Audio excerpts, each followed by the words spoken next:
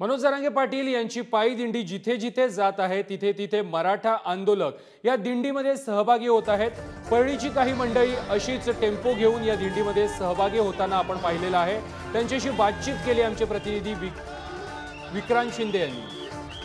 आपण अहमदनगर भागात आहोत। मनोज जरांगे पाटील यांची दिंडी बीड मधून अहमदनगरकडे येईल आणि त्यानंतर हे जे आंदोलक आपल्या सोबत आहेत ते त्यांच्या आंदोलनामध्ये सहभागी होतील। आपण त्यांच्याशी बातचीत करूया। दादा, काय सांगाल, कुठून आलेला आहात? आता मनोज जरांगे पाटलांच्या आंदोलनामध्ये तुम्ही सुद्धा सहभागी होणार आहात, मुंबईपर्यंत जाणार आहात? हा, मुंबईपर्यंत आम्ही जाणार आहात। आम्ही परळी तालुका गाडेपिंपळगाव मधून आलेलो आहोत। आम्ही परळी वैजनाथ। आमचं आणखीन 125वा दिवस आहे आमचा। साखळी उपोषण आणखीन आमच्या गावात चालूच आहे आणि ते तसंच चालू ठेवलेलं आहे आम्ही। आणि नंतर ह्या ठिकाणी आलो होतो आणि इथून आम्ही मुंबईला सर्व आम्ही जाणार आहोत मुंबईपर्यंत।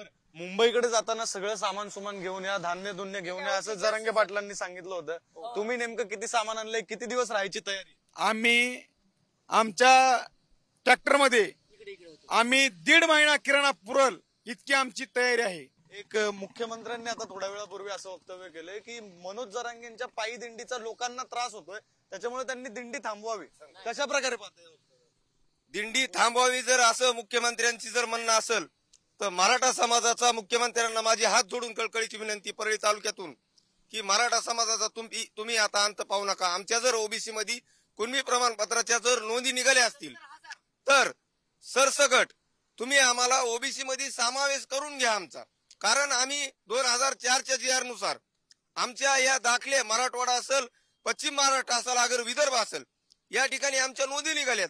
आणि तुम्ही असं समजू नका, मराठा हा महाराष्ट्रातला सगळ्यात मोठा समाज आहे आणि मुंबईमध्ये तुम्हाला गल्ली बोळ्यामध्ये जिकडे बघाल तिकडं मराठा समाज दिसल। तुम्ही आता जवळपास महिना 1.5 महिन्याचं सामान धान्य धुन्य घेऊन आले म्हणताय, पण आता महिना 1.5 महिना तुम्ही मुंबईत असणार, इकडे कुणी शेती करत असेल, कुणी नोकरी करत असेल, त्या सगळ्याचा काय? आम्ही शेतकऱ्यांना सगळं सोडून दिलेलं आहे।